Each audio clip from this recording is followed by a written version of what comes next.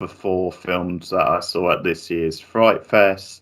Did 4 last week, so you can find them all up on the channel separately. A film called Off Season, which is the latest film by Mickey Keaton, who has a bit of a history with Frightfest. This is like his 5th or 6th movie, but quite a few of them have been shown at the festival over the years. And one film I think which made a bit of a splash a few years ago was a film called Darlene, which I've heard good things about. I've not actually seen it, but I've heard pretty solid things about that one. So his new film, Off Season, it's about this woman who sort of gets word that her mother's grave has been like sort of tampered with. So she goes back to the island where her family were based all those years ago, and she goes back with her husband, and there's like this reluctance to go back because there's sort of like this dark past there.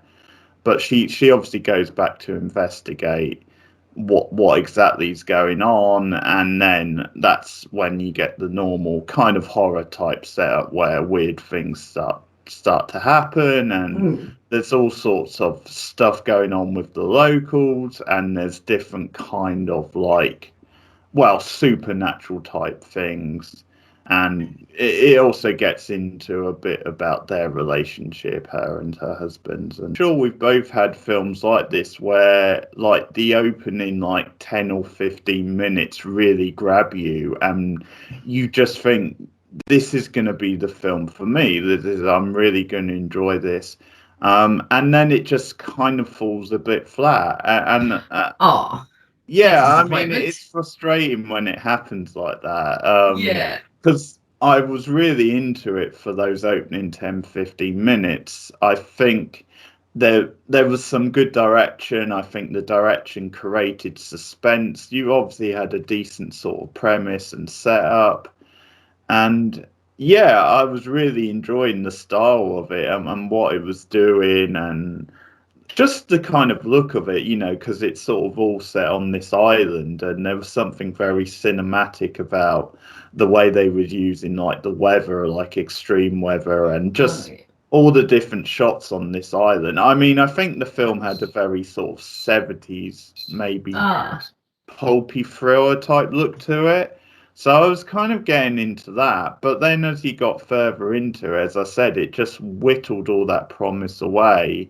I think, first of all, a little pet peeve I have with like modern films is this film had chapter headings, and I think that kind of bugs me. Now, what's interesting is I'm going to talk about a film later that also had chapter headings, but it didn't actually bother me as much.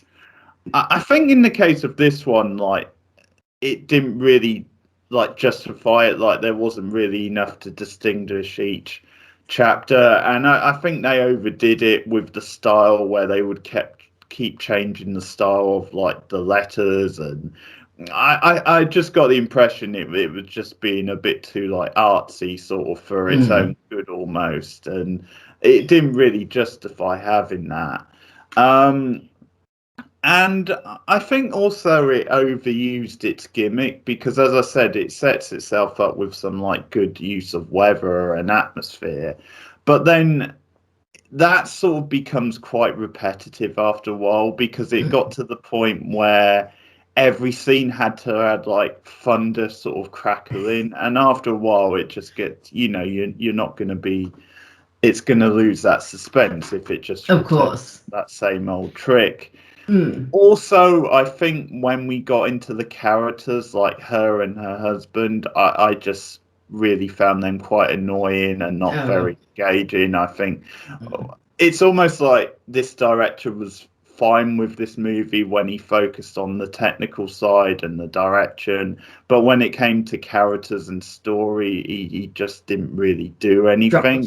Yeah, because they were really whiny middle class, kind of artsy types, and I never really cared about their sort of relationship. And I think ultimately maybe this is this might be a case of a director trying to be too clever for his own good and not totally understand the horror genre. Now, I think from what I hear, because this is the first film of his I've seen, but from what I hear, I think he does kind of blend genres anyway. So he's not just like a horror director, but I think with this, again, it was that sort of ugly mix of, because there's a scene in a pub with some locals, so this isn't really a plot spoiler, but it's that sort of classic horror type scene where someone from out of town goes in, and from their perspective, like the locals are just acting like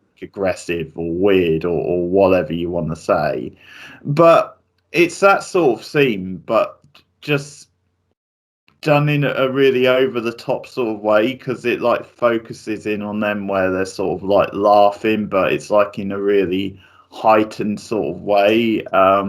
So it's almost like he didn't really do the pastiche that well of like those horror tropes really have a handle on.